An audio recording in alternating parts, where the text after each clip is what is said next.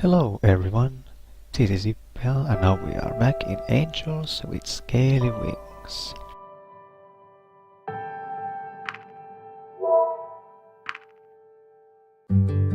Last time we left on in chapter 4. Let's make another quick save.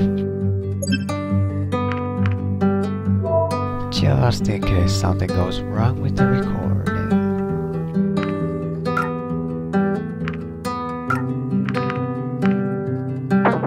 So, I awoke with my eyes fixed on the ceiling wallpaper.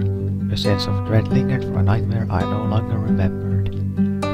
How many more times would I see this apartment before I returned to my own world? Or before something happened to me?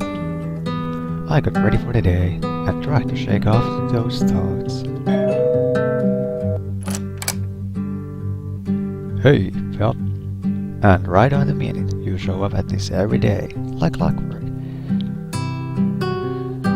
Clocks are reliable, and reliable is good in this line of work. I got something for you. An envelope from the facility. Oh, these are the results from the tests, and I ran on my blood. She must have sent this before she was... No, it's no use thinking about that now. Maybe the results will be able to help us. Let's see, remarkable similarities in genetic makeup, particularly in the brain structure. Oh, right. Oh, I suppose this isn't the only reason you're here. The chief will explain everything once we get there. Let's not keep him waiting, shall we?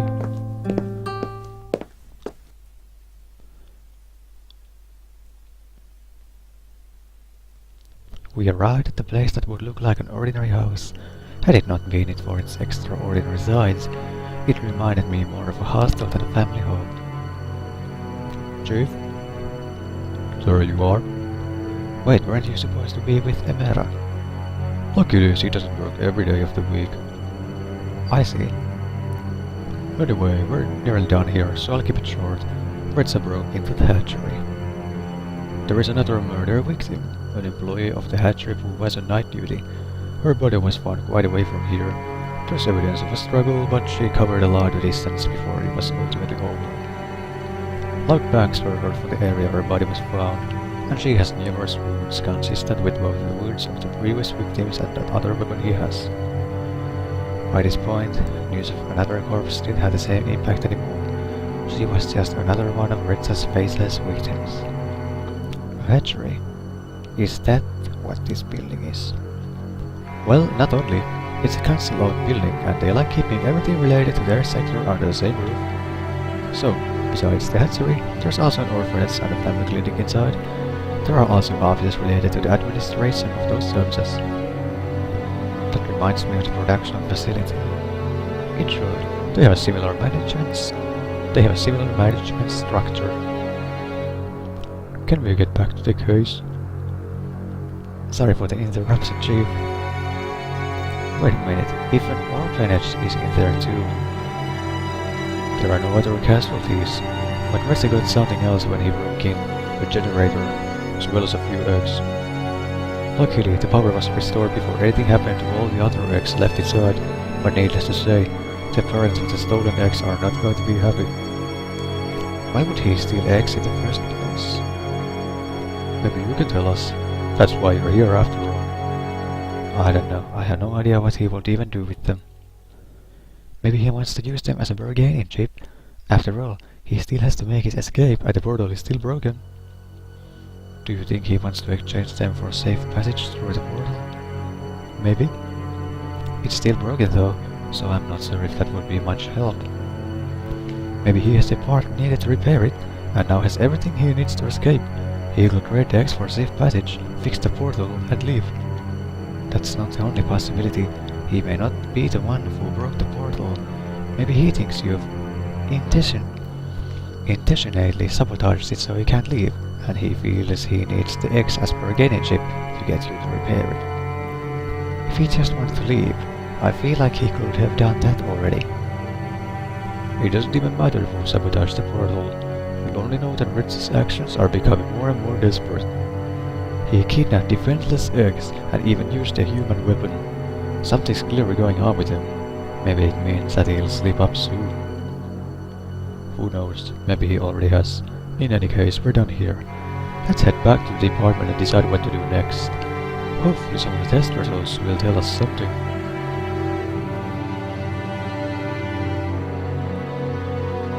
After a brief walk, we were in Rose's office again. Initial test results had already come in, but didn't reveal any insightful or new information. So what do we do now? Go over the timeline again? Not yet. There are a few things I'd like to take care of first. What do you have in mind? Suddenly, there was a knock at the door. Come in. Hey, Rick. What are you doing here? Chief, can I talk to you alone? We're quite busy here, Maverick. What is this about? Retsa. Well, you're looking at Retsa's task force. You're looking at the Retsa task force, so if you have anything to say, you can say it in front of all of us. I see. I think I know where Retsa is. You know where Retsa is? At this very moment? I have good reason to believe that I have located his hideout. He could still be there, or he might have already moved on. Damn, Maverick. Tell me everything. I've been tracking him for a while now. When he was at the portal a few days ago, I nearly got him and managed to follow him for a while before I lost him. Based on that, where he's been, and where his victims have been found, I could triangulate his whereabouts. He has to live somewhere, right? He needs a place to hide the generators and everything he has stolen. Bruce cleared the clutter on the table and smoothed out a map of the town on its surface. It already had a few locations related to the case marked on it. Show it to me. Prior victims weren't here. Prior victims were found here, and here. Today's was here. She was following him, likely because she wanted to see the eggs he stole. This is the path he took from the portal when I followed him a few days ago. So we have established this as his area of operation, extrapolated, and we can narrow it down to this. Now where could he be? Hiding. Now where could he be hiding in this area? He's certainly not within the village borders, so unless he's decided to live in the wilderness or in a hole in the ground, the only option is here. The abandoned farm. When did you figure all of this out? Just a few minutes ago. When I did, I immediately came here. Damn it, Maverick. This might be it. Should we send an observation team? As if we had one to spare. Heck, we're going there right now. What about you, Maverick? I'm still on sick leave, remember? Besides, if I saw Retsa right now, I'd probably do something I shouldn't. How about you, Ippe? Isn't this going to be dangerous? Retsa probably won't harm you, as you're the only one he could possibly consider an ally. Good point. If anything, with you there, we might be able to convince him to give up. Or we could act like we intend to trade you for the eggs if he tries to use them as a bargaining chip. You're not really going to use me as a ransom, right? Let's see about that. I suppose if it's necessary, I'll have to play along. I got your back. If there's one thing we could do to make this whole situation even worse, it would be messing up with you. We have the element of surprise if we walk in the base right now, but we risk Retsa lashing out his weapon. With his weapon. If we want to resolve this peacefully, observation is the proper way to go. The way to go. I guess we don't need Ippe there for that though. True enough. Alright, Ippe, you stay here, wait for further instructions. We may need you at moment's notice. Don't do anything without us telling you to do. Us telling you to understand? Okay. Alright then, let's go, Sebastian. After you, Chief. And Maverick, good job. Thanks, Chief. Shortly after they vanished, Maverick also turned to leave. I really need to think another type of saying read Maverick's sentences. Talking like his voice really starts to hurt after a while. I need to think about it. Then I had to wait. Bruce and Sebastian were observing the farm now, and if anything new happened, I would be the first to know. I spent some time looking around Bruce's office, studying all the material he had gathered about the case, though there wasn't any information that I didn't already know. After a few hours, the telephone in his office rang. I'm not sure whether a call was intended for me or Bruce. I picked up. Ippe? Yes? I think you need to come here. I'll give you the directions. No problem. There you are. So, what happened? A whole lot of nothing. There was no movement to or from the building in the time we'll be watching. He usually operates during the night, so maybe he's just asleep? In that case, it would be best for us to go in before he has a chance to make his escape. Or maybe he's not even in there anymore. He could have seen us and slipped away unnoticed, with plenty of time to destroy the evidence while we've been waiting here. You're right. Either he's still inside, or he's already gone and not coming back. Let's go in. What should I do? You're coming with me. Sebastian, you walk around and watch the back of the building just in case he tries to escape. I'm on it, Chief. So, we had two options here. The first is that you stay here and I go inside. This way, if Richard tries to flee and sees you, it might throw him off. You might be able to stop him. Or if we get into a standoff, I can tell him you're here as well. And the second, you go in first and I follow you. This way, if we find him, we can resolve things peacefully. You might be able to talk to him, and even if it doesn't work out, you've got me and Sebastian nearby to stop him. I don't think he's planning to harm you on sight, and if we can hear his things starting to go wrong, we might still be able to surprise him. So either way, we take him by surprise. I just have the option of talking to him first. I think you could pull it off. Maybe if you're there, he won't act as irrationally as he would if I was suddenly standing in front of him. I'm not going to force you if you don't want to do it, though.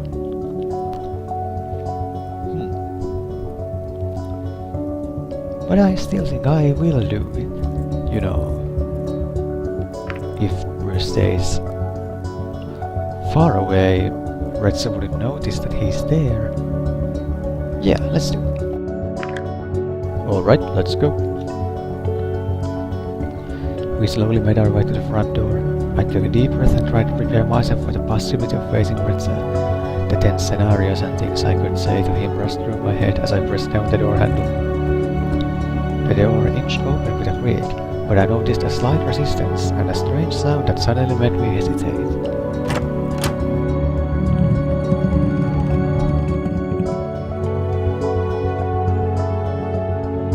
Oh, right. When I looked down to the source of the noise, I saw a taut wire through the gap in the door, hovering over the floor of the entryway. It's a trap! That was a pretty close call, you know. Too bad Red wasn't here after all. Maybe he ran when he saw us approach. Strange for him to leave everything behind, though. Everything he's stolen, all the generators are still here. Do you think the trap was for us in particular? Probably not. It was likely more of a general safety precaution. If he had any time to prepare for this, he would have taken the stuff with him. True enough, I had no idea you could make a bomb out of a generator. Then you just haven't been with us long enough. If you know how, it's not even that complicated. And Retsa somehow figured it out. Apparently so. Does he have any skills pertaining to engineering or electricity? Well, he's worked on cars before and fixes a lot of things back home. I guess that would qualify.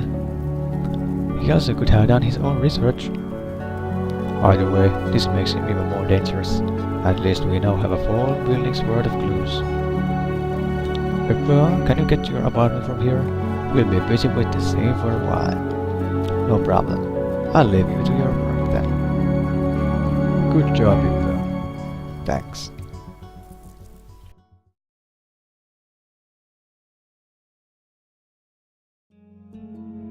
I'm surprised you called me back so quickly. How's the investigation going? Oh, the investigation goes swimmingly, but as you can expect, we need all the help we can get. As usual. With how this case has been going, we realized we must employ external help. Oh, yeah. We requested assistance from one of the cities. We hope they'll send some good investigators our way soon. I see. We were so close today. He could be in there, you know. Maybe we just came a few minutes too late. And if he knows how to make bombs from generators, who's to say he won't start using them elsewhere? At least he doesn't have any right now, does he?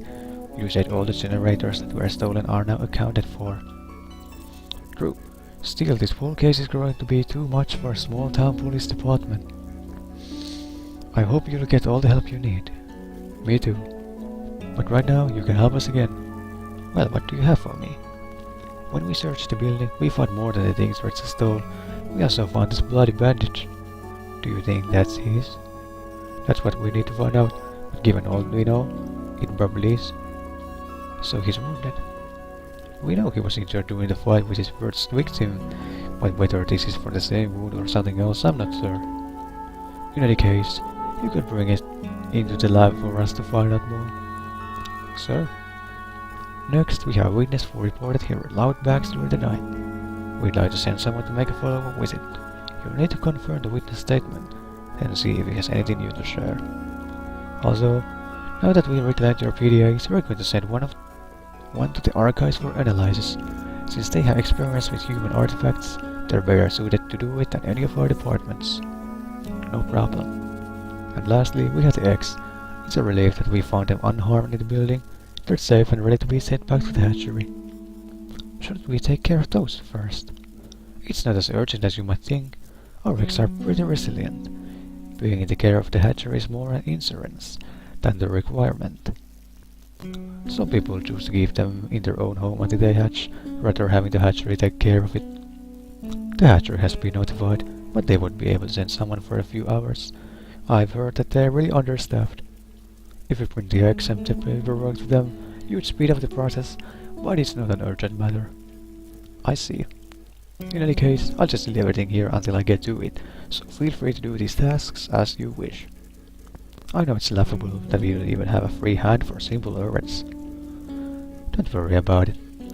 By the way, are you planning to attend the summer festival? Should I? It's hard to think about something fun when I'm wrapped up in this investigation. For sure, it's important to take a short rest so you don't lose your head. There's so much to see at the festival, particularly the big fireworks. Dragons enjoy fireworks too. I would think something like that would feel so commonplace since many of you breathe fire. It's not quite the same. We still appreciate the wonder of colorful birds in the sky. On the last day there's always a big fireworks, so everyone usually attends to it. Everyone? Yes, it has a great tradition behind it. What pleases me most is that I'll be on guard duty.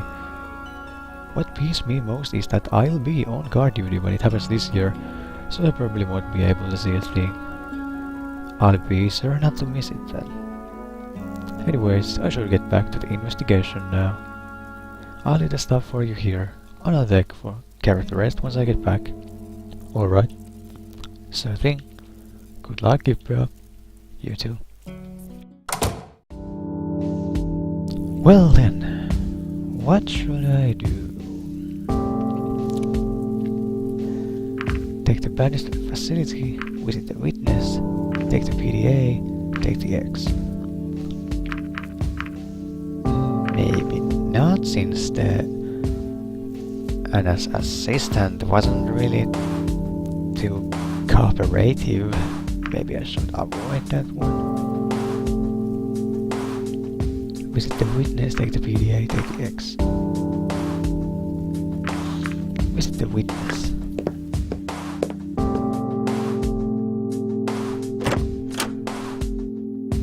Can I help you? You must be Ippe. Is that right? Sir? I'm working with the police and hoped you could answer a few questions. Because I responded to your call for witnesses about last night, right? Yes. Alright, what do you want to know? Can you tell me what happened? Sir, I was running an experiment in my home laboratory and waiting for it to finish. Around 2 AM, I suddenly heard a few bangs outside. They reminded me of small explosions. sounded like they were coming from just around the corner. I see. Did nothing about this seem unusual to you? Not really. I know I caused a few similar disturbances with my experiments before. If someone else decided to take up home experimentation, they certainly have my approval. Besides, I wasn't in any position to abandon the experiment that was running at the time, or else it could have a similar outcome. Thank you. I think that will be all. No problem.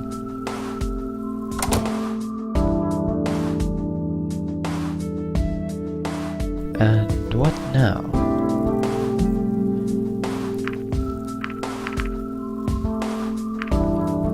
Take the PDA. Doesn't look like Remy is here. Excuse me. Can I help you? Do you know where the audio section is? I'm looking for some sheet music. Sorry, I have no idea. I don't even work here. Oh, don't worry about it. The staff all seem to be hiding somewhere. Anyway, have a good day. You too. Maybe Remy is somewhere in the back, or in his office. Hello? You know, this section is usually for staff only. I'm just looking for Remy. I'm supposed to drop off this PDA. Well, he's not working today. Apparently he has other engagements. If you need to find him, you can probably do so at his home. Can I just leave the PDA here? Oh, I am not going to take responsibility for this if it gets lost. If you want to drop it off, go find him. Okay. By the way, I hope you don't take it personally that I tried to send you away. To be honest, I am glad that you are still here. Remember, I said that I believed you when you told me your side of the story. I always have to do what is in the public's best interest, and now they will not blame me if you have any connection with Retsa. I hope you can understand that. Here is Remy's address in case you need it. Thank you. Well. Oh, hello, Ippe. What are you doing here? I just came by to give you this. I was already at the library, but Emma refused to let me drop it off there. I see. Hey, it's one of your PDAs. I thought you one would find its way to me eventually. Yep, and now you can look at all the human knowledge you want. You have no idea how much I'm looking forward to that. I may not be working today, but I'm still going to check it out as soon as possible. I'm just going to leave you to it then. Thanks. Enjoy.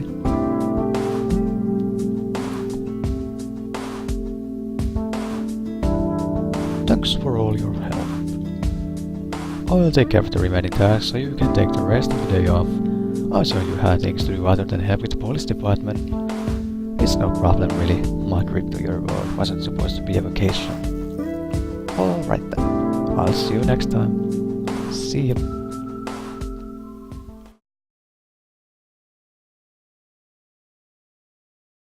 After this fateful day, I was glad to finally have some sort of respite. I wandered into the kitchen as I considered tonight's dinner. Should I cook something or order out? When I returned to the living room, I suddenly felt my strength leaving me and collapsed to the floor.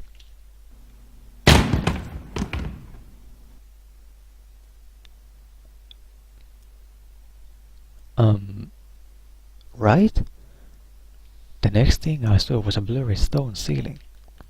As my eyesight slowly returned, I managed to sit up. I was in a cave, and before me stood a familiar, mysterious face. Wait. I apologize for the violence, but I can assure it was the easiest way. Where am I? Is this your hideout? Just a temporary accommodation so we can be undisturbed for this meeting. Someone else used to live here until recently. Do you know who I am? Well, you're not Retsa. Good. What did it take for you to figure that out? Since you're not whispering anymore, I can hear it clearly in your voice. I had a feeling that you couldn't be him since the first time we met, though. Which first time are you talking about? Well, the generator in the cellar when pushed me. I see. You can call me the administrator. No other humans are supposed to be here, though. I assume that's why you're wearing the mask. You don't want to be recognized. That is correct. Whoever you are, you also saved my life. On more than one occasion. Your presence here doesn't make any sense. You couldn't have gone through the portal. The dragons would have noticed. This is where you are wrong. My relic to the portal is what led the dragons to discover it in the first place. Is that so? When I crawled out for the hole in the earth that hit the portal, there were no guards to discover me. My appearance exposed the portal, but the dragons didn't know it was there yet. So you arrived even before Retsa. That makes you actually the first human to come to this world. That's more true than you might think. Just who are you then? I may have right to the portal like you, but my story is very different. Well, this is getting interesting. Before the fall of humanity, I was an engineer. I was part of a team that was formed to create bioweapons. Our task was to create these bioweapons in a country where their development hadn't yet been regulated or outlawed. These weapons were planned to be a low-cost alternative for poorer countries to wage war, so they would no longer have to rely on expensive drones and machines for warfare. I was to set up the lab where our bioweapon development would take place. It was a clandestine operation, set to be in the middle of the wilderness. The laboratory was an independent research and living unit and provided everything we needed without having to rely on external resources or even an existing power grid. Everything was to be teleported right into the middle of nowhere, with no traces or paper trail to follow, so international communities and law enforcement would have no idea of our operations. Our only connection to the outside world after setup would have been a two-way portal to our headquarters, who would provide everything we needed. While we already could teleport individual people, teleporting a whole building was another matter entirely. So you are the one who teleported that building, right?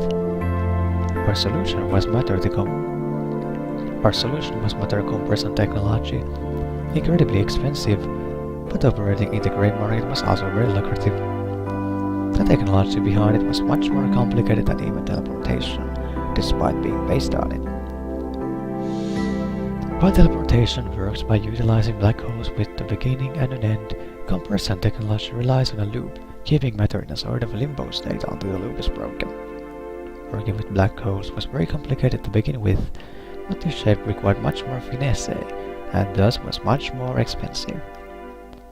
I was to be sent alone to set up the lab at the portal so the rest of the team could arrive safely.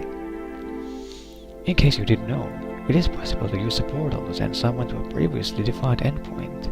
Therefore, it is not required to have a portal at the destination to be sent there, but as you can imagine, this is also very dangerous. A single variable off by a fraction could mean the difference between landing safely at your destination and smothering in space. Of course, my employer did not want anything like that to happen, not necessarily for my own sake, but because of all the unfathomably expensive equipment I had with me. Regardless, something went wrong anyway. Despite all the checks and safeguards, they could only minimize the risk so much. Even if the risk is a fraction of a fraction, sometimes you are just that unlucky. And sometimes it turns out that your bad luck is a blessing in disguise. I arrived safely somewhere in the jungles of Earth, yet it was not the destination that had been planned. I knew something was off, but nevertheless, I set to work immediately.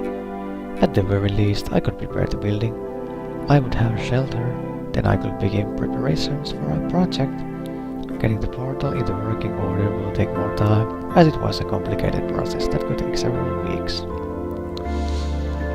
If things had gone wrong as I suspected, I would at least be able to establish contact with headquarters after the portal had been set up, and I would be able to return. While teleporting the lab to the wrong location was certainly a costly mistake, I was still lucky to have my life. Before long, I discovered the truth about the place I had arrived. While I was still on Earth, it was not the Earth I knew. It was the Earth of 65 million years ago.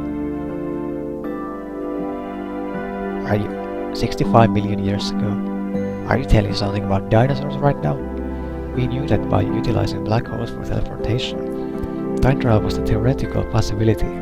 It was something even my company didn't dare to attempt, though, as teleportation in itself was still a very new technology.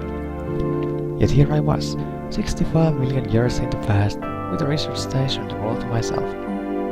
The company would reveal me the opportunity to study and profit from all the different life forms I could see. If only they knew about them. I spent a few weeks setting up the portal as planned, yet when I tried to establish contact with my employer, I was met with silence. Despite the time discrepancy, the portal should have been able to find my companions in the present. For a black hole, sending something through time is no different than sending something through space. However, when we built the portals, we gained a specialized configuration.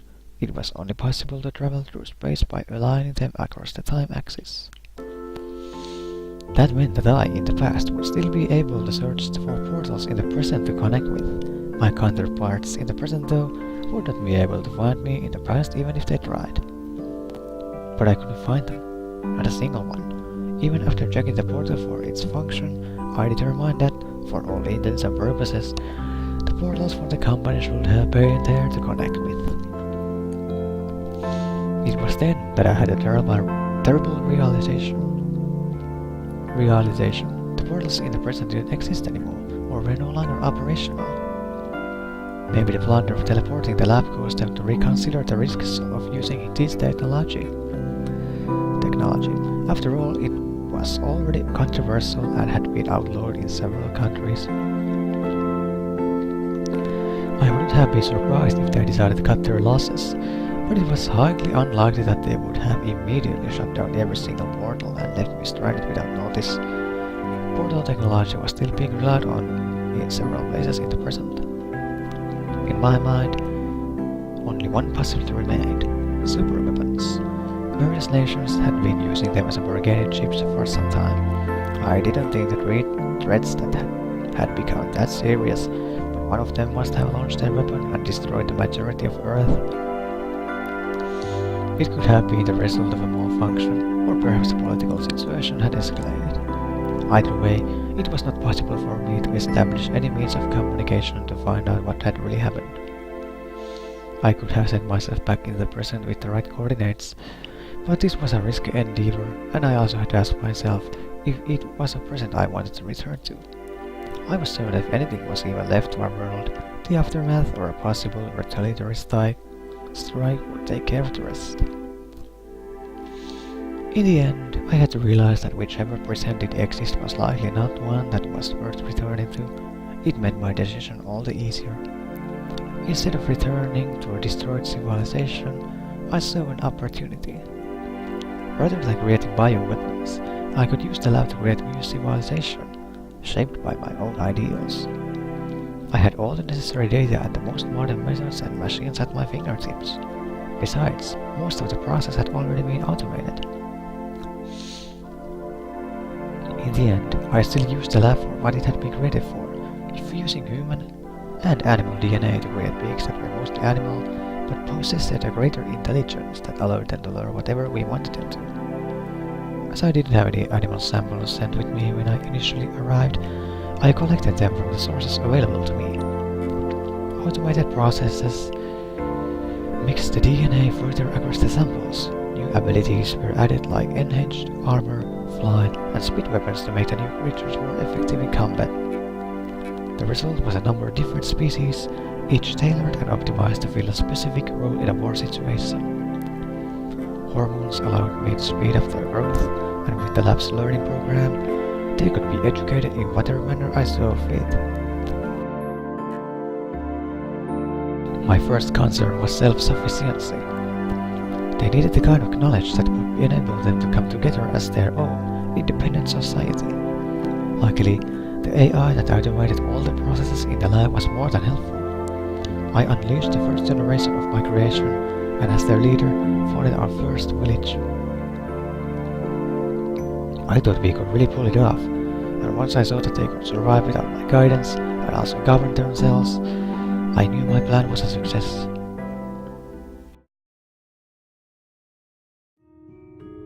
When I realized that this new society would eventually be destroyed, I thought to myself that I would do anything I could to save it. Destroyed? What are you talking about?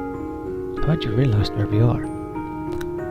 The Jigsaw Loop asteroid is headed for us. With a diameter of 10 kilometers, its impact will create humongous clouds of dust, throwing Earth into a little dark age. They will block out the sunlight for over a year, killing off many species of plants that rely on photosynthesis to survive. As a result, animals that eat those plants will also vanish, as will those who source sustenance from these herbivores.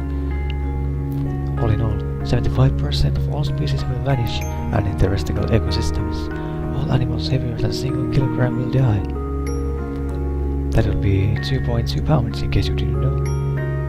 It will be the end for everyone who lives there. Here, every single dragon you have seen, unless we do something. We? What am I supposed to do? Do you not wish to save them? I came here to help humanity. Now you tell me that this society, this whole world is also on the brink of extinction? That is the truth. What kind of difference could a single person like me even make to save it? Right now, it's also a single person that presents its greatest threat. Redsa. How? In order to stop the comet, we will need as much power as possible. Reclaimed all the generators installed. Besides, how could a few of them be enough to make a difference for something like this? Don't forget that Redsa is still out there looking for more. The truth is, I don't know if all the generators we could together would ever be enough. We only require enough power to divert the comet's path during a crucial moment. Even if this plan is possible, we will need every single generator we can get. So my goal hasn't changed. I just need to find Redsa. Yes, but you need my help, and maybe the help of others. You know that Redsa is dangerous, and with his gun, he is a clear advantage. Don't think that he would hesitate to kill you if you were in his way. Then what shall we do? Do you know where he is? No, but I think you'll find him soon, and you can count on my support when that happens. I see. There is one thing that still doesn't make sense to me, though. The dragons have myths about you, but they don't know or remember you. They haven't seen any humans or who knows how long. For how much time could have been passed? How much time could have passed since you read it then, and now? How many generations could it take to forget? Why isn't there proof of your existence? I don't know exactly how long it's been myself. When I realized what time period I was in and that my creation was about to be wiped out in the future, I wanted to go to that future and see what they had become. I disabled the portal's time access safeguards and thus enabled it to connect with others in different times. This also included the very same portal in the future, with the generator of our lab being able to supply the portal with power for an indefinite amount of time. I was able to travel to any point in the future I wanted to. To enter an end point of the black hole would be the same place and the same portal, with the way travel being just a long time axis. Since I could now search for connection points for any time period, I could look for my own portal in the future and pinpoint the moment its cycle stopped. The comet. Exactly. I found that specific point in time travel to the future. That was as close to that event as I could safely manage. After right here, my escape from the portal's hiding place led to its discovery by the dragons. It and the laboratory were unearthed. I still don't understand how our portal found yours, or why we ended up arriving at this particular time period. The portal you found was no doubt one of my company's. They must have been connected before, so the corresponding data for their connection already existed when you found it. I'm not sure if that could bypass the anti-time travel safeguards, of course, though. Was it completely operational when you found it? No, it took a little bit of tinkering. Probably jumped the hardware safeguard in the process. Now consider that connected portals travel long time and exist together. The data for their beginning and endpoints are adjusted automatically. Otherwise, we wouldn't be able to transport anything from one place in the world to another without also selling it through time. Since these two portals must have been connected at some point, the corresponding data for the connection between those two portals already existed. When using the same connection without changing any of the data, this would mean that despite the time discrepancy between those two portals, time still progressed linearly for them. I'm not sure I understand. Let me try to rephrase that. The portal you found and my own share a connection. However, while the connection is locked to a certain place, which is wherever the portal is at the very moment, it is not connected to a specific point in time. For us and the physical machines that are portals, time passes linearly and we can't do anything this isn't the case. Just as their entry and endpoints can be in different places, they can also be in different times. In order not to send something through time when we just want to transport something from one portal to another, the portals are anchored together in such a way that the time data is automatically synchronized. Essentially, this means that ever since you arrived in this world, the same amount of time that has passed for you has also passed in the place where you came from. I see. So despite being in different time periods, time still passes linearly on both sides of the portals. Otherwise, it would not have been possible for you to send messages back and forth to each other. If they were not synchronized, the portals on both sides would stay connected not only to a single point in space, but also to a single point in time, thus making proper two-way communication impossible. However, this is only possible through the connection that has already been forged. If we wanted to, we could also use our portal to send you back to your own time period, but to a moment before Retsa even arrived here. But that would mean there would be two of me, right? Would that cause a time paradox? I can only tell you that it would work. No one has studied time travel before though, so if there are any consequences, then I am concerned of them. Most likely, an entirely new timeline would be created. There would be a timeline without Ippe altogether, and in the new one, there would be two of you. This is becoming way too complicated. I apologize. To come back to your original question, I am not sure how much time passed between the time I left my newborn society and now. Since the portal was not designed for time travel, I had no way of knowing how the variables translated the form to our perception of time. It could have been thousands or even millions of years. How could the portal, even its powers, or still be operational after all this time? The portal receives its power from the generator in the lab. These units were fitted with absolute best technology we had to offer. It was designed to provide sustainable power completely independently from any already existing network of power lines. It gains energy from many sources: sun rays, earth's heat and movement, just to name a few. Keep in mind it had the power a full laboratory research station, while also providing the energy required for all of its inhabitants and the associated energy expenditures. Taking its power from Earth itself, a generator like this could continue providing power to the lab indefinitely. Speaking of which, why haven't I seen a single dinosaur since I arrived? Now we get to the question I asked. Where are the dinosaurs 65 million years ago? It seems that the Dragon Society expanded over the full continent. Many still hunt on their own for sustenance, and as such, the original species they were based on have mostly vanished. As in direct competition, ours proved to be far superior. Also, they have quickly taken measures against having big predators around their cities and villages. Yet while the dragon population has increased tremendously, I have found that by and large, their society as a whole has not changed much. Is that why everything here looks like it was made for humans? I suppose so.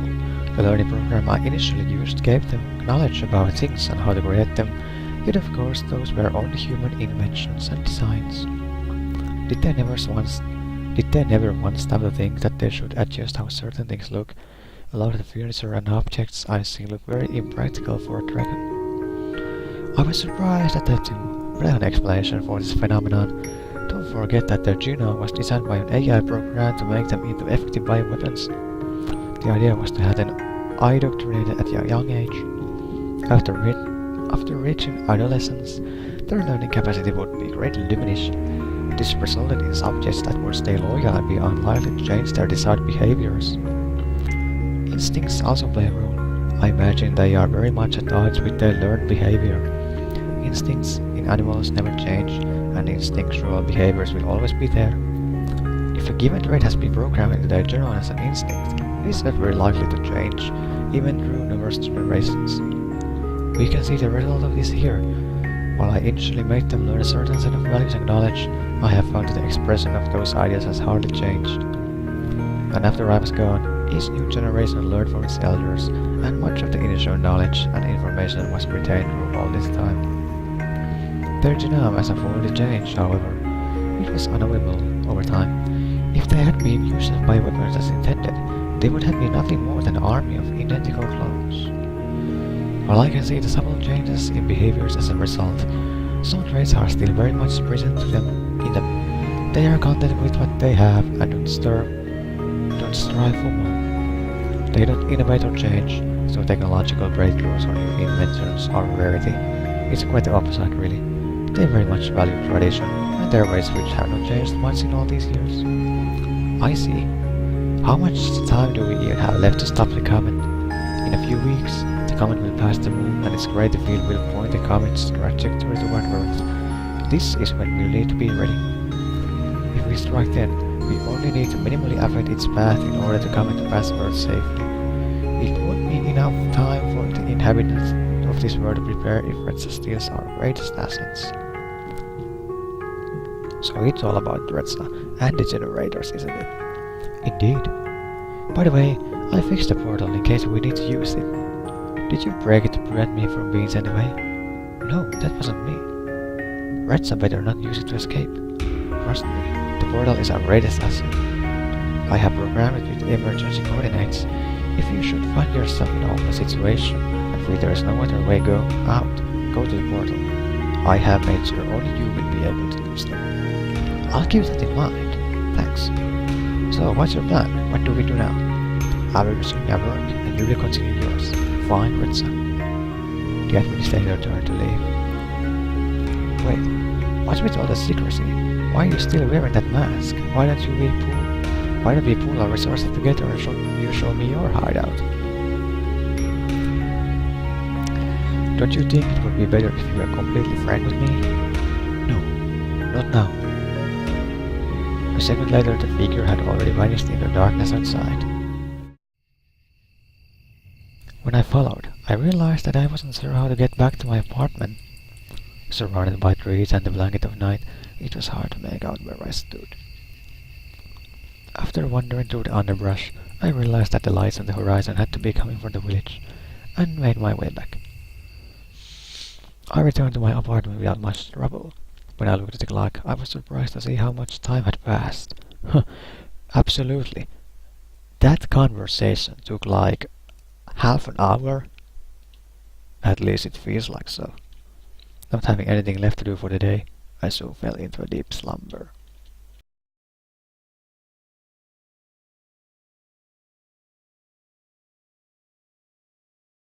Since there's nothing for me to do this morning, I guess they don't need me at the police department.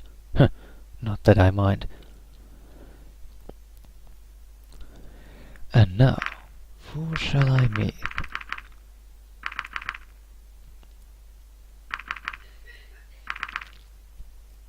Remy. Of course, Remy, my favorite, and I need some calming down for all of that. Hey, Remy. Hello, Ippe. Is there any particular reason why you wanted to meet here? I enjoy that the park is all. Have you been here before? Well, can't say I have a few times, once or twice. Well, once, in the investigation. I see. Well, what do you think of it? It is pretty idyllic, it's pretty romantic, it's nothing special. But I think it's pretty idyllic. Idyllic, however that is pronounced. It is. I like it a lot here. You mentioned you want to talk to me about something. Yes, well, about that.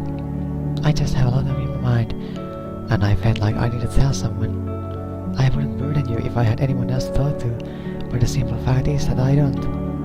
Hey, you can talk to me, Remy. Thank you. I appreciate that. It's not a problem. What's on your mind? I don't even know where to begin. Do you ever feel like there's an emptiness inside you, that every day is the same, joyless routine that you wish you could escape but you can't?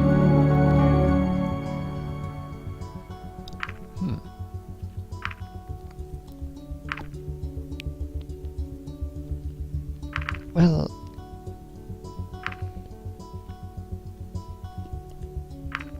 can't really say I do. I see. Is this about Emera again? Well, it's not just about her, but working with her doesn't make things any easier.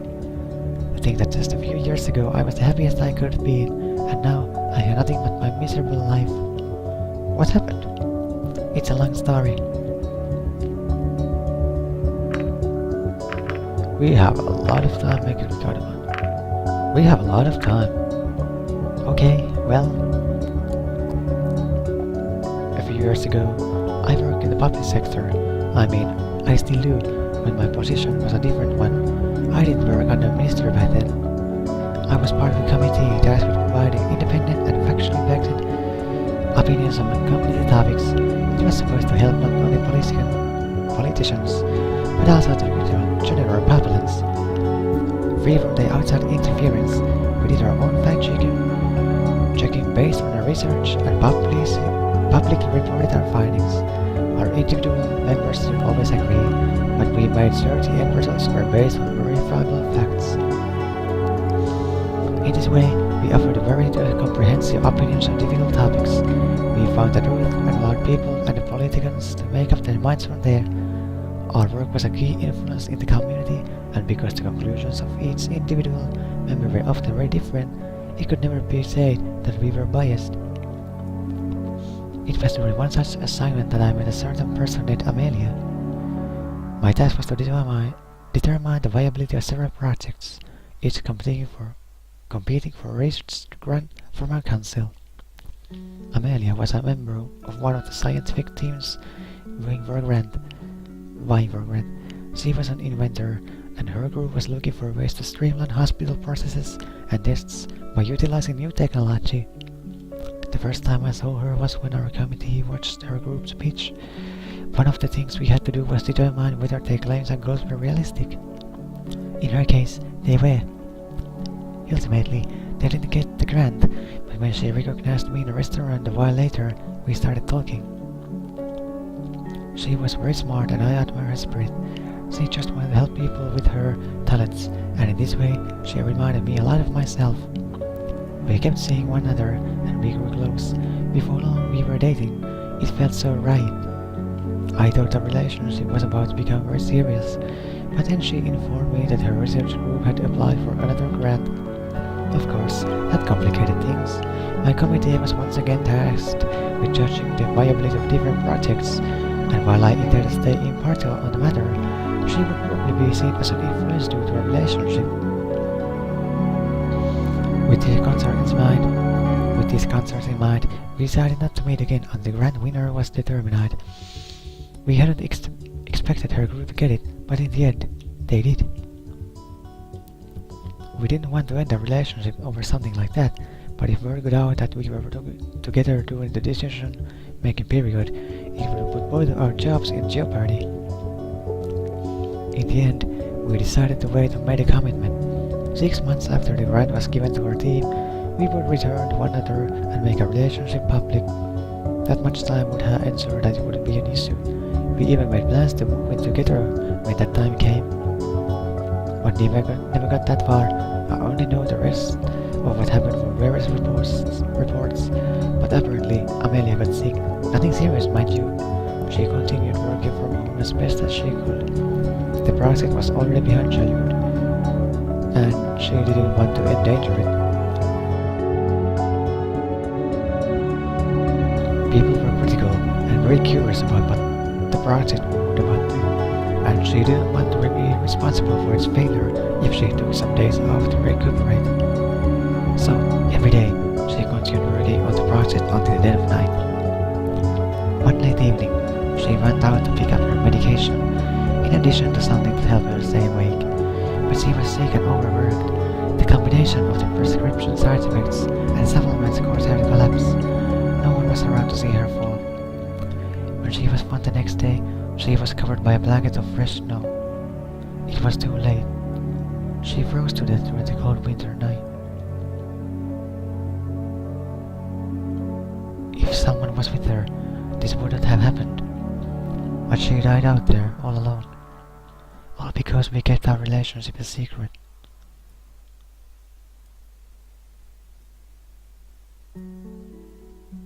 We had plans to move in together. We even thought about having our own small family. Some things are just not meant to be, it seems. If I had to identify the moment life started going downhill, losing Amelia would be it. My heart was ripped out in that moment, and now only emptiness remains. It's like a wound that never closes. Maybe you saw those pictures in my apartment. Even my home is a reminder of her. We were going to move into that apartment together. And this time I'm wearing, I got it from her as well. When she gave it to me, she said that it was red like her scales. As long as I wore it, she would be with me in a way. For so long, I've been holding on to her with all my might.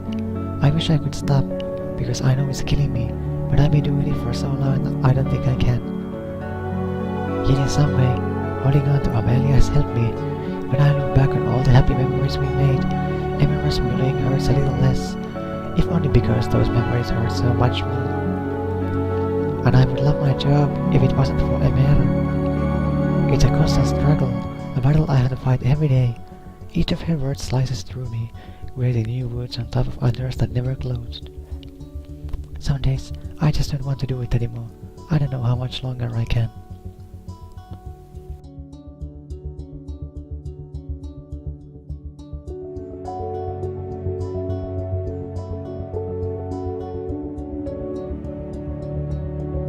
I'm not sure if there's anything that can fill the void. Have you ever spoken to a professional about this? No, I don't think I could. Not with a stranger. Thank you, Ippe. Getting all that off my chest already helped a lot. No problem, Remy. And I have to say, I'm sorry, Remy. Remy paused and gave me an embarrassed smile. No, seriously, I'm really sorry to hear that, Remy. I'm sorry. Quite a bit of time has passed since you arrived, and you've barely been able to speak. I've been talking a lot. I don't mind. I don't mind at all, Adine. I don't mind at all right now. I really feel so sorry for you, Remy. There must be a lot on your mind too. Well, at the current moment, there is. Since I work with Emera, I know all the details surrounding you and Redsa. Not many do. When the rumors are going around town. All this time, you've been working with our police? Yep. And now you're hunting the person who was supposed to be a partner. That must be really hard for you. I came here because I wanted to do the right thing. Nothing about that has changed. What kind of person is Redsa anyway? The kind that stops at nothing to achieve what he believes in. I can see that. We've already witnessed just how far he will go. What do you think about him? Honestly, I'm not sure. Back home, this relentless quality of his was admired, but I certainly don't condone his actions. Given what I know about him, I think he must have a reason, as weird and twisted as it may be. And what about you? I have my own principles. I see. How is your hunt for Redsa going anyway? Not too great. We don't have any strong leads or any idea of his whereabouts. In the end, we're just following his trail of murder and destruction. People are getting afraid. The rumors are starting to take effect. I thought Emera was going to give a press conference to warn the public. That didn't happen. She feared a potential backlash if people knew about Redsa while you were still here, so, for the time being, he has been declared as a missing person. The public has been informed that if someone sees him, they are to call the police immediately. They were told he may be suffering from an affliction that makes him behave erratically. But some people are putting two and two together. No one has seen Redsa for a while, even before he was officially declared missing. It's easy to line up the timelines and see that the murder started happening shortly after he vanished. What we know about the break-ins and thefts is also damning. The objects stolen all point toward Redsa. I'm not sure how much longer they can keep this a secret. How do you think the public will react, considering that I am still staying here? I don't know. We can't really predict the public opinion, but you can bet there will be critical voices. I'm not sure how I could convince everyone that I'm not involved with Redsa's plans. Well, you do have the council's support. If Emera voiced that you were on our side, it wouldn't be so bad if the public found out. Yeah, but she also made it clear that she believes most people would have the same opinion. She wants to prove me publicly if their vote is against me. That is true. Ever plays the political game a lot. She aligns with the polar opinions of people who will like her. That's a good tactic. That's very dishonest. I can blame her for that. That is very dishonest. It is. Why that's what it is. Does the public know about the portal's current state? No. If it can be fixed, it wouldn't be worth mentioning. And if they can't fix it, they aren't going to announce before they know how to deal with the current situation. Compared to Retsa, it's not really a problem. It might become one pretty soon. If word gets out, and I'm suddenly his accomplice, what would happen to me? How would you even deal with Retsa if you caught him? How would you even deal with Retsa if you caught him? I'm not sure. I suppose we would have to work something out between our legal system and whatever humanity has to say on the matter. And if the portal is done for, what then? Then humanity would be out of the picture for any legal proceedings. Retsa would like to be held until contact has been re-established, or just throw his sentence here. I see. How do your choice work anyway? Well, if a crime has been committed and proven without a doubt, a shared sentence can be the consequence. Our delinquents live in an area separate from the rest of society, monitored at all hours of the day. They receive the help they need, and efforts are taken to make them realize their wrongdoings and integrate them back into our community. Life isn't that much different there than it is here. The spaces are more cramped, for sure, but mostly just a very controlled environment. That's not much of a punishment. It is a consequence, not necessarily punishment. Our society at large benefits more from people who are rehabilitated, and if mental issues are the cause, those can at least be found and addressed. That sounds like how it used to be back home. These days in our city you get 3 strikes. What does that mean? 3 infractions of our rules and you get thrown out of the city. If someone is at drain or limited resources, we won't support them. While I can understand why you needed to incorporate such a policy, the finality of it makes me a bit uneasy. It has worked so far, and it's not as if the outside is completely unkind. Someone expelled from city might find a different community or join one of the mobile groups. The situation inside our city-state is still much better than the outside though. They're very strict with those allowed to live there.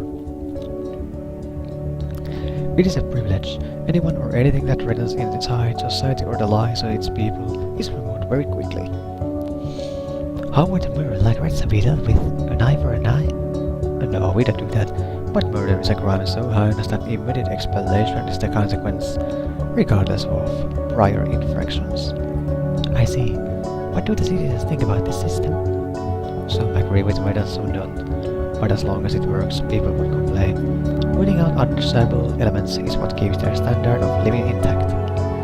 I guess that means politics don't play a big role where you come from. No, they won't change the working system.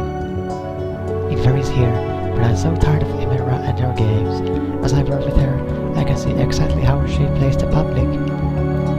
I know every council member has their own approach, but everything she does is so tailored towards the public's expectations. For her, it's just a popularity contest. You know what? That gives me an idea. Really? What is it? The human visit and all of the associated consequences are her responsibility, right? Yes. For her, the situation with Retsa must be utterly horrifying. She keeps talking about preventing public backlash, but she's really just trying to protect herself. That sounds accurate. Maybe we can use that to our advantage. How? She can send me back to my world right now. That makes me only one here with knowledge of Retsa and humans in general. That's true. If I speak from this point of authority, we should have a much easier time convincing her of anything we want. You couldn't convince her to let you stay in our world though? Yes, but I was trying to use a reason. And believe with her, I didn't take into account her fear of public backlash. I think we can even manipulate this fear of hers and use it to our advantage. If there were consequences to fear from Retsa, me or rest of humanity, and those consequences would make her look bad to the public, that would be reason for her to reconsider any action, right? I suppose so, but what situation could this apply to? Senior sent me back to the portal. If she tries anything again, at least we have something we can use against her. I think I see where you're coming from. Words are still a mystery to me though.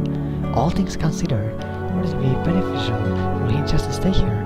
No offense, but even our prisons offer a better standard of living than your city. As such, couldn't that be a reason for him to have vandalized the portal? I don't think so. You're right, your world is in much better shape than ours, but even if Reza could stay here, he wouldn't. He came for the same reason I did, to help our people. He has a very pronounced sense of duty to humanity, and I believed in him when he stepped through the portal. He proclaimed that he would do everything he could. When I met him again in this world, I had the impression that he wanted to get our mission over with as soon as possible, so he could return to our world with aid. That's going to be difficult with the portal out of order. The person who did it probably didn't realize it wasn't a very good idea. This might make Reza even more desperate. Who knows what he'll be doing next. And if anything happens, I can leave either. If the portal's gone for good, I suppose you'd have to stay here. What do you think about that? There's only one answer I could say. I'd really love living here. I'd love living here. Everything I've heard about this place is so wonderful compared to back home. Living in a world of dragons? Why not? Is a better question. That's good to hear. I certainly wouldn't mind if you stuck around. Only now do I realize that everything I taught you earlier must seem so petty compared to the struggles you face.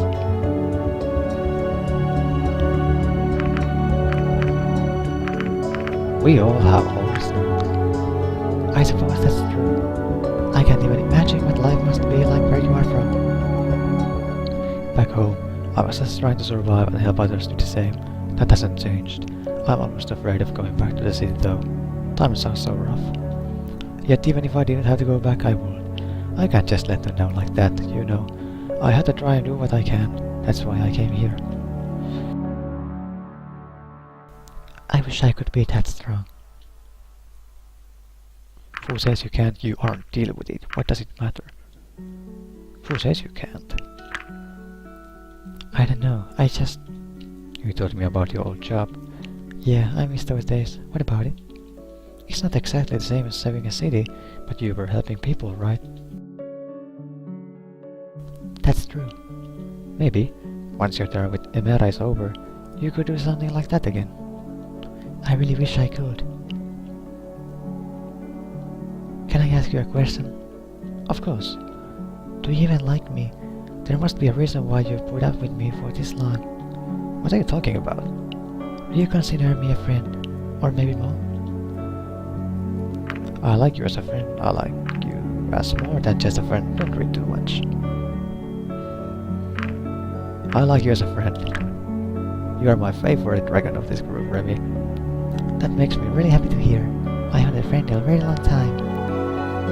I think I shall get going now. Thanks for hearing me out, Ippe. Likewise, Remy. Likewise.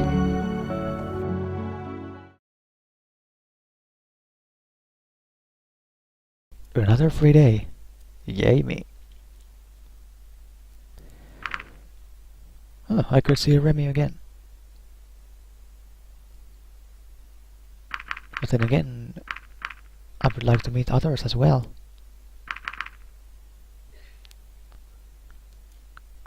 Let's meet Adine. Here we are again.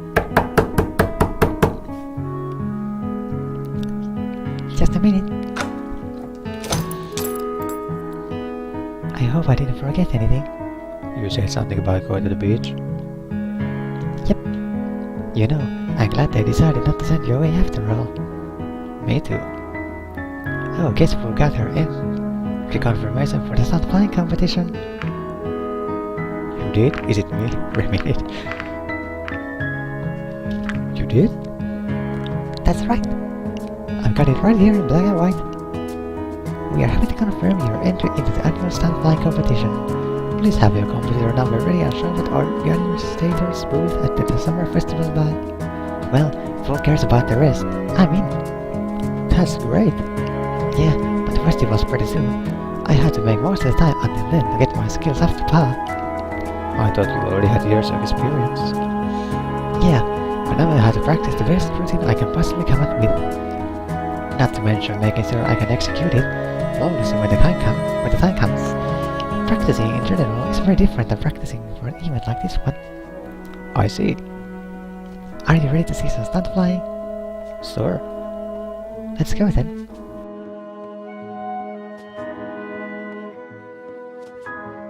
So, this is where you usually practice. I practice just about anywhere, but today's a nice day for a beach visit. Water and sand are also good surface to practice complicated maneuvers on, in case you can't make the landing. makes sense. Well, you'd let me hold you up? Oh, I can't just practicing right now. I'm still giddy with excitement from getting that letter earlier. Besides, I want to hang out with you while we're here as well. Sounds good to me. Do you visit the beach often? Not really, except for practice that is. It does make for a nice backdrop while I fly though. I see. Do you ever go to the beach? No, it's not something that was possible for me the last couple of years, but it certainly used to be something other people would do. I see. Sunning yourself can be nice sometimes, but I'm not really a fan of guys swimming. There is so much more you can do at the beach though. Like what? You already mentioned sunning. Do you ever get a tan? What's that? I guess that's enough then. To be fair, you are completely covered in scales, so I imagine you wouldn't be affected. Tanning is a reaction to the skin when it's exposed to sunlight. If humans stay in the sun for a while, our skin can get darker. How strange. And if we are exposed for too long, we can even get what is called a sunburn. And what's that? Well, the skin can take a reddish tint, and it can also be painful and cause dizziness. So you have to be careful not to stay in the sun for too long. Pretty much. Though that isn't necessarily true for all of us.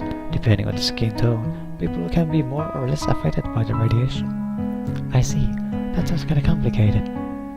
Does that mean we shouldn't stay here for too long? I'll just have to be careful. Don't worry about it. It won't affect me much at all.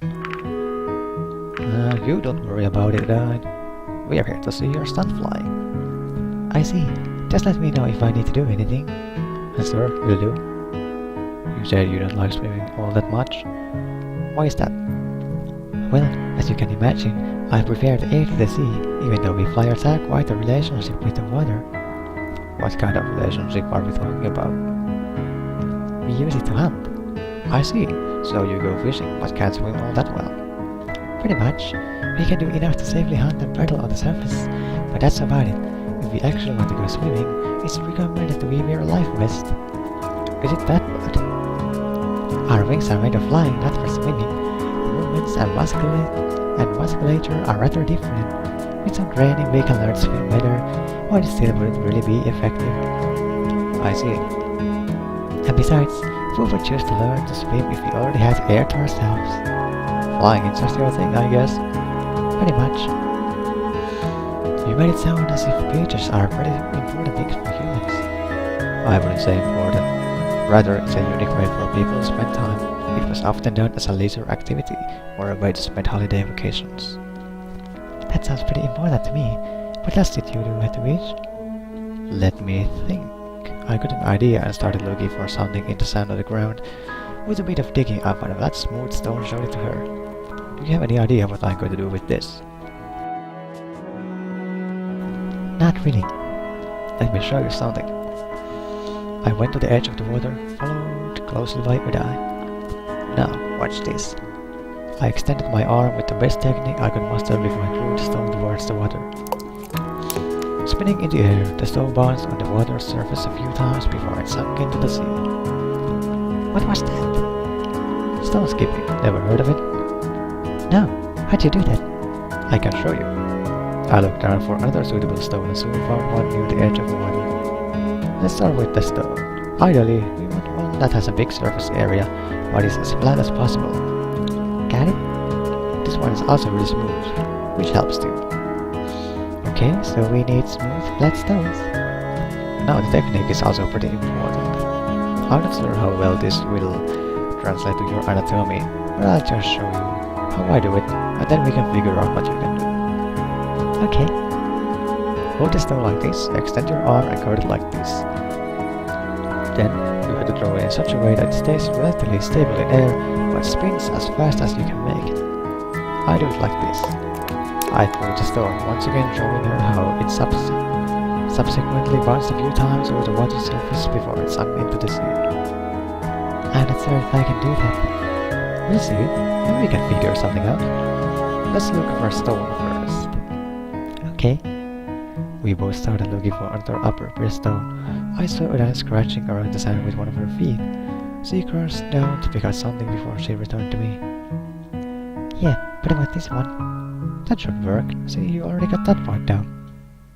Guess so. Okay, now for the technique. She was holding the stone in the closest edge of her wing. I tried to guide her by pulling her wing back like I would an arm, but it became clear to me that it lacked a lot of maneuverability an arm would have. Oof, pronunciation. For the throw, you'll want to move your wing forward as fast as you can, and at the very end of extension, let go of the stone. I'll try. I could see her moving her wing awkwardly.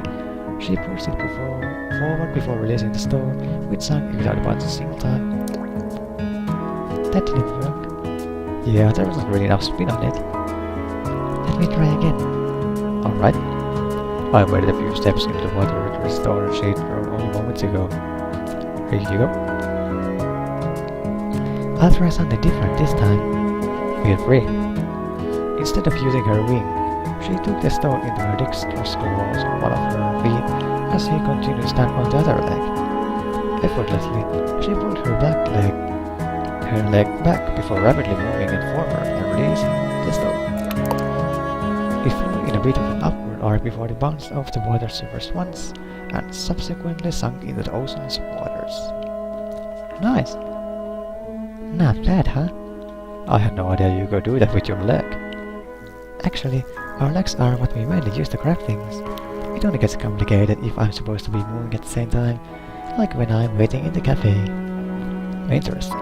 I suppose for someone who's hunting flying, that's pretty much a requirement. It is, actually. If I'm at home and eating chips or something, I usually use my feet as well.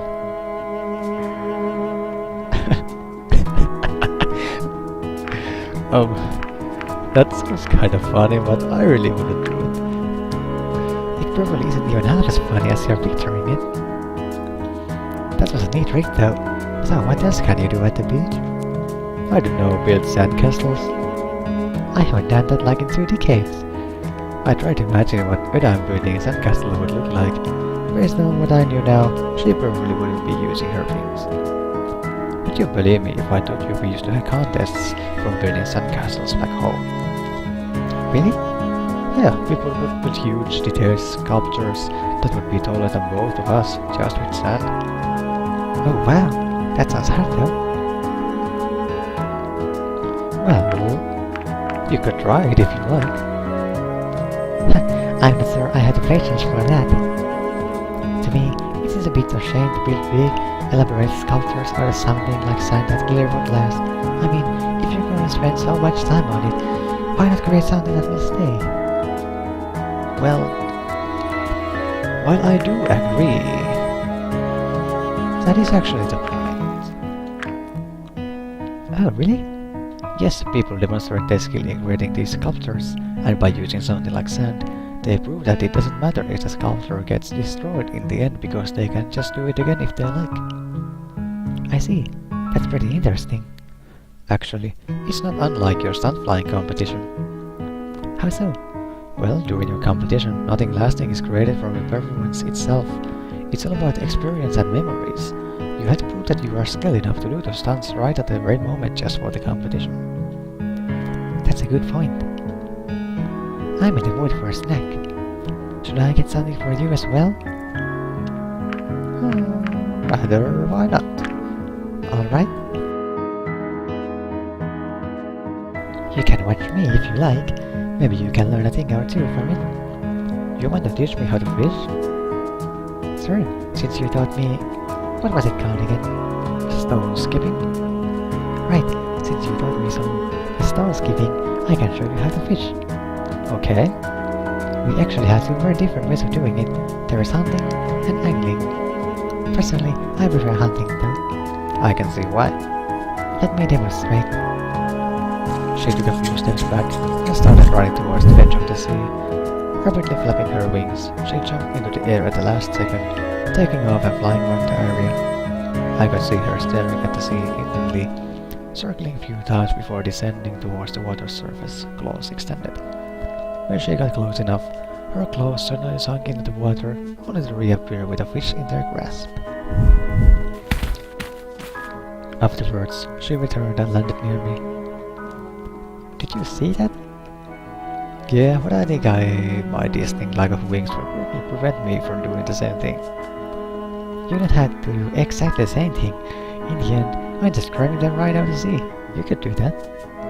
I'm not so sure about that. I bet it is a lot easier with your claws. Fish can be pretty slippery. I guess you have a point. Well, there's still the other method. Angling. Yep, angling. See my tail? She showed me her tail, but in the end there was a fork in it, with distinct shape, size and color. It reminded me a lot of banana. What about it? This is the bait. She sat down near the edge of water, letting her tail hang down into it. This can take a while sometimes, but there are techniques which can speed up the process. The right amount of movement attracts different kinds of fish. That way, we can even choose what we're going to get. And that works. Yeah, not all the time though, but often enough. Interesting. There are even groups that exchange tips and such for angling this way. Suddenly, I saw her whip her tail upwards, which caused the fish to be launched towards the beach where it landed on the ground with an audible thud. There you go. That didn't take too long. It can be very hit or miss. I just got lucky this time, and it's not even the kind of fish I really wanted. I guess that's why you prefer hunting. Yep, and you also don't forget the nibble scars on your tail where the fish bite you. I see. Though, I suppose angling is also going to be hard for you without a forked tail like we have. Actually, we have fishing rods for that where I come from. What's that? The principle is very similar. Basically, it's a long stick that we hold over the water. A line connected to it has a bait and a hook at the end to catch the fish. When the fish bites the hook, we can reel it in the line to get the fish to us. So you are using a tool to do a very similar thing. Basically, yes. Sometimes we also fish using nets. Oh, some of us do that as well. Not my kind, but usually it's those who either work for a fishing company or sell seafood on the market. I imagine someone like you doesn't have to buy their fish on the market though. True, but sometimes it's easier to just get them there to get what I want to, instead of coming all the way here. I see. Speaking of which, let me get a few more later. Feel free. Once more, Adine took to the sky to hunt for fish. While it was interesting to watch her for a bit, she kept hunting her for a while, and I started passing time by collecting some seashells. Phew, that should last me for a while. Oh, what are those? Seashells? I was born there for you, just a souvenir when I get back home. Just a souvenir when I get back home. I see. You got some seashells. All that hunting was a good warm-up. I feel about ready to start with the practice now. Go ahead, I'll watch from here. Actually, now that I'll be part of an official competition, I need a fancy stage name.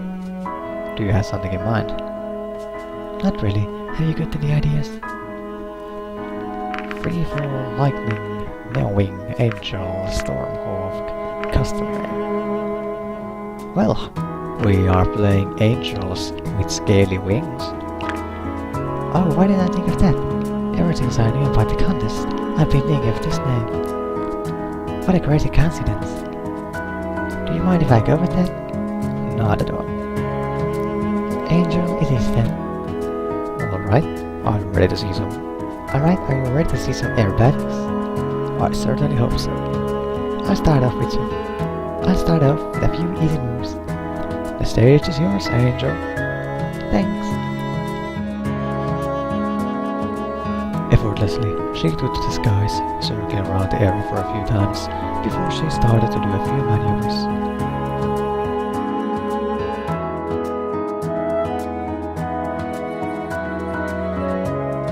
A row, followed by a loop, after which she did another row. It seemed to be less of a practice routine and more a warm-up to me.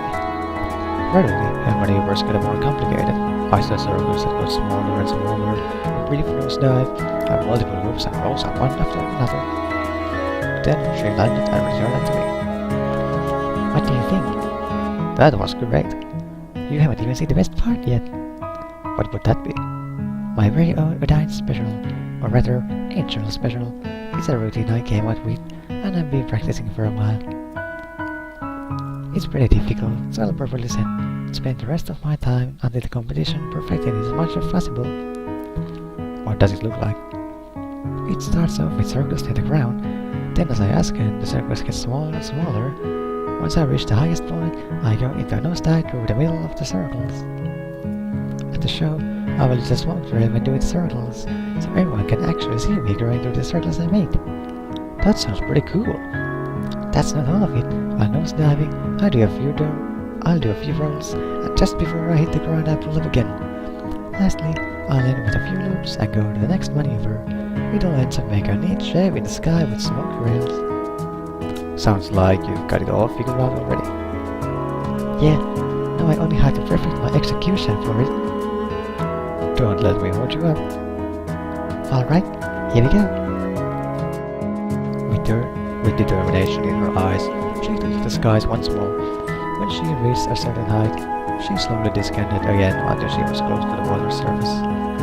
Then she started making her circles, slowly ascending as the circles gradually got smaller and smaller. Once her circles became as small as possible, she suddenly turned herself around and went into a nosedive. Her speed quickly increased while she moved towards the water.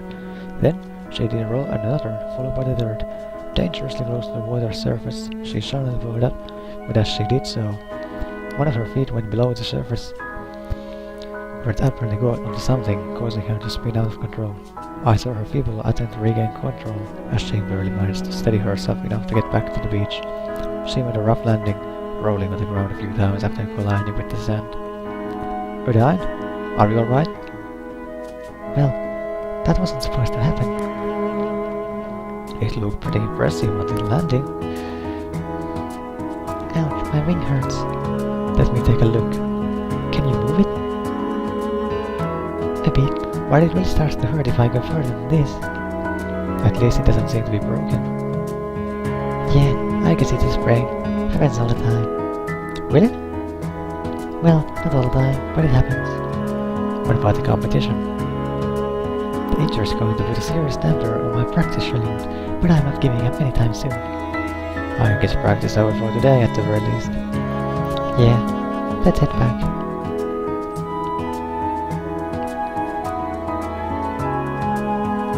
I should have some bandages in the cabinet over there. I'll get them for you. What now? What you do with the honors? Of course, where should I start? I think it's a joint right there. Here. Yep, definitely. Okay, let me try to get this right. Can I ask you something? Yeah, go right ahead. You went to visit Remy in the library the other day, right? How do you know that? I was in there, and Remy told me about everything. What do you mean everything? Amelia. Oh. Why did he tell you about that? He's dealing with a lot of stuff, it seems. Well, he isn't the only one.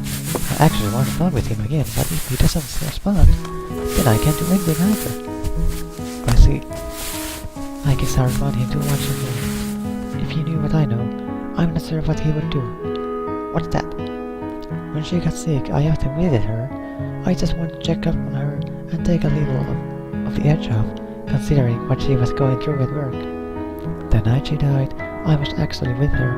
I stayed with her until pretty late, but since I had to work next day, I eventually left. It was late enough, and I told her to take it easy. She told me that she was just going to finish one little thing before she got so much needed sleep. But only after I left did she realize that she had run out of medication and went out alone to get a refill. If she just told me, or if I had paid more attention and noticed, I could have gotten it for her, and then none of this would have happened. And that's not even the worst of it. When she died, she was pregnant. What? Remy was supposed to be a father? They had already made so many plans, and I expected them to announce their engagement at any day. Remy doesn't know she was pregnant? He doesn't, or at least I think he doesn't. They couldn't talk to each other much, as they had to keep their relationship secret. It's not exactly something she'd want to mention in just a few sentences. If he knows, then it certainly wasn't from her telling him about it. I see. If he doesn't know, please don't tell him. Alright. I know it must have been harder for him than it was for me, but that doesn't mean I got out of it unscathed. I lost my best friend. I played myself for a long time too. I guess I still do. How could I face him knowing that I could avert this tragedy so easily? I think his own feelings aren't that different. How so? He also blames himself for not being with her when it happened. Because they had to keep their relationship secret. Yeah, I see. That must be horrible for him. I think he still hasn't gotten over it. I wish I could help you. I really do. What did you do after all it happened? For a while, I just felt guilty. But eventually, I realized there are those who have it much worse than myself.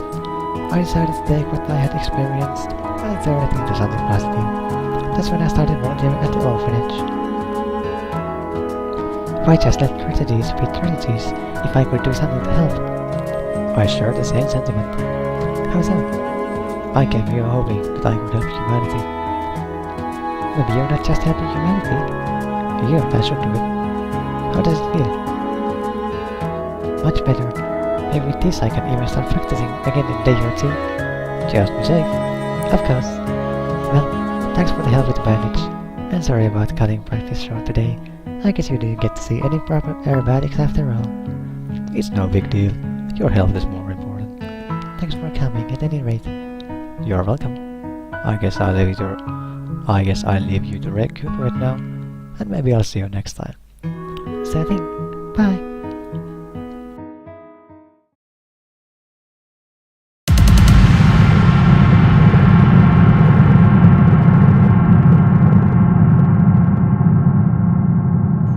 Chapter 5.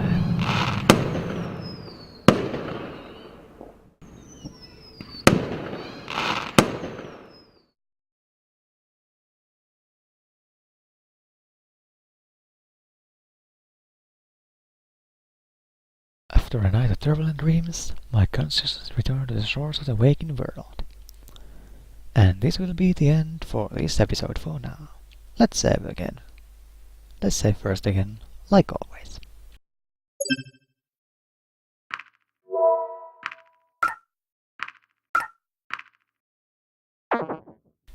Well then.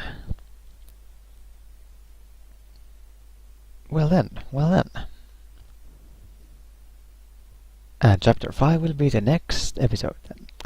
This is Ippe, and we see you in the next video.